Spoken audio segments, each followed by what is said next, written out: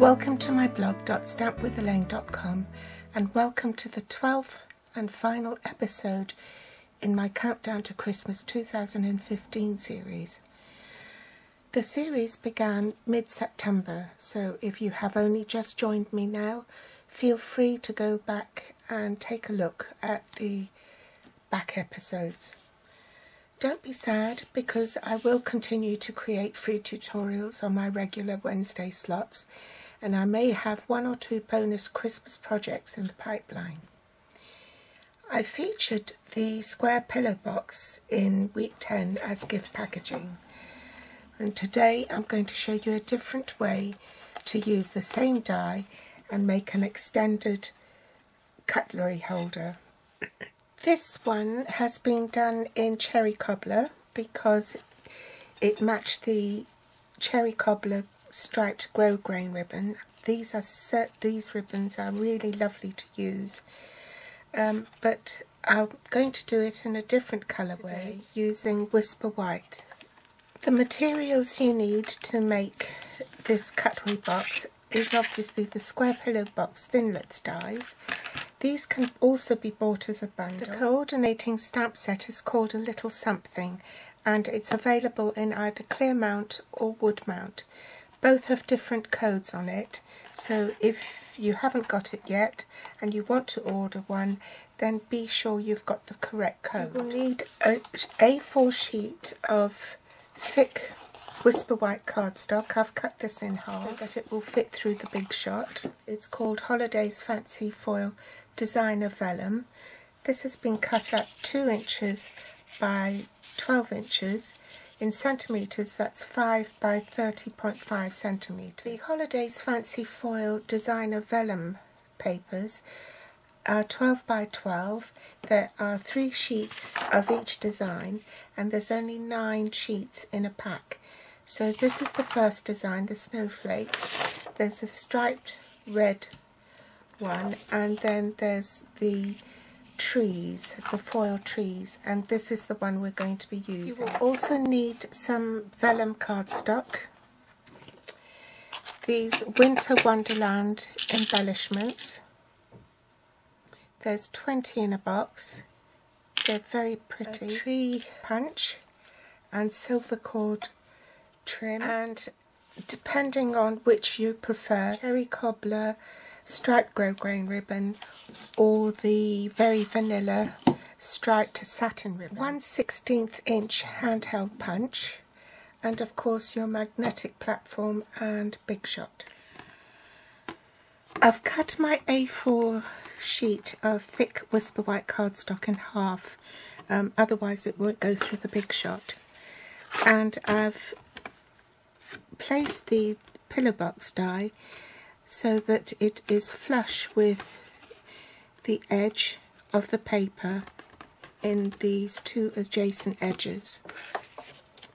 Place it on my base cutting plate, top cutting plate on top, and I only want to, let's put it upside down. You only want to cut this side, but not this side. So you roll it up until it meets.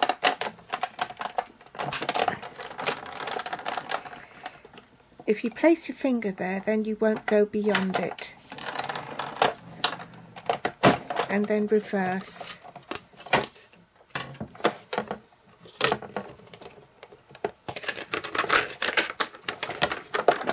Put that aside, and you will see it's only partially cut. So then you bring your trimmer in and some scissors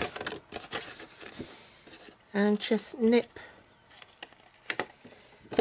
these 2 bits off. Line your cardstock up so that the edge of your cardstock is just to the left of the groove, your cutting groove here. Okay,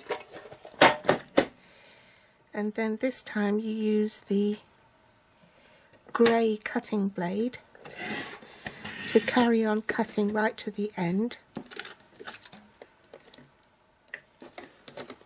Flip your cardstock over and do exactly the same to trim off that edge.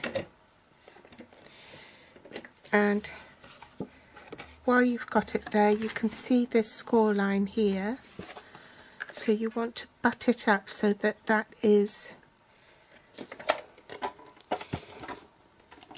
score line is inside the groove, and then you use your grey your grey scoring tool and continue scoring along that line. Okay, then you'll repeat the process for the other sheet. I have two identical sheets of the pillow box. I had to make the pillow box a little bit longer than the square because otherwise the cutlery would keep falling out, so I extended it a little bit.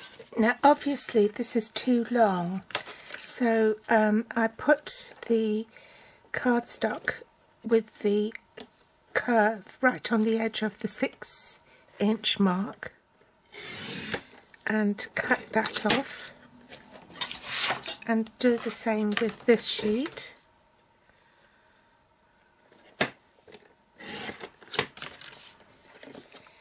This time I had my top cutting plate on the bottom and then my die, and then with the flap facing the same way as the cardstock that I've cut, I then placed the cardstock so it's flush with the corners here and here to create the curve for the top of the cutlery holder.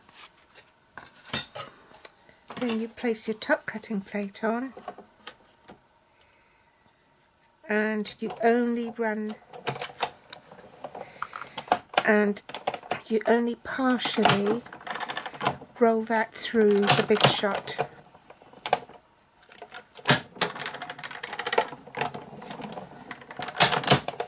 Now you can see that it's left quite a distinctive mark at the top, so then you need your scissors to help you cut along those lines.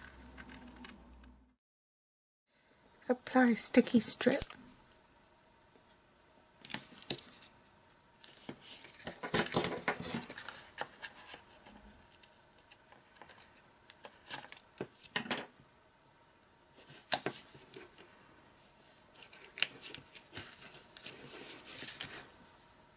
Adhere the pieces together.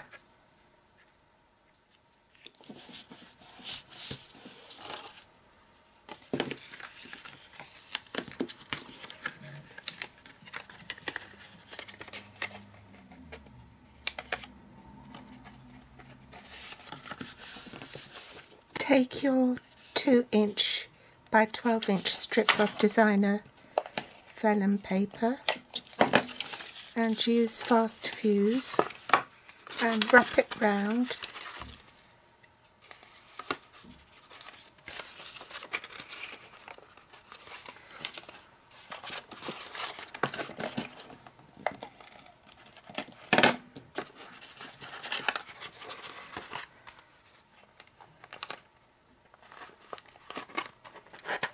You can use the satin ribbon, but I prefer the cherry cobbler grosgrain stripe because you can see through that and I don't want that to show. Now I'm going to tie a knot with my cherry cobbler ribbon.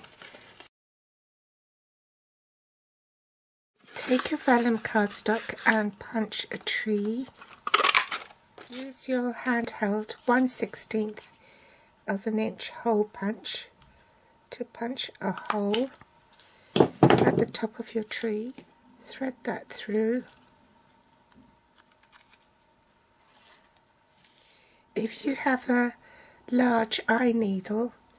I thread my cord through that and then just popped it through the knot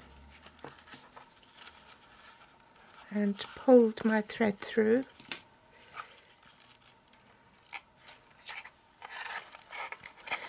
And then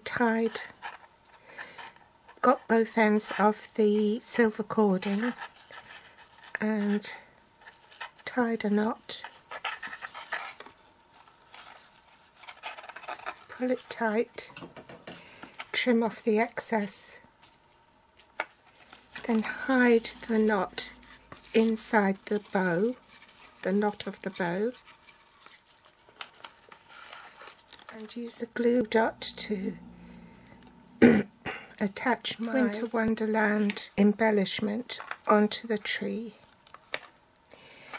And then you can use this vellum to write the name of your guest on there as a name tag. So last thing to do is pop your napkin in, pop your cutlery in,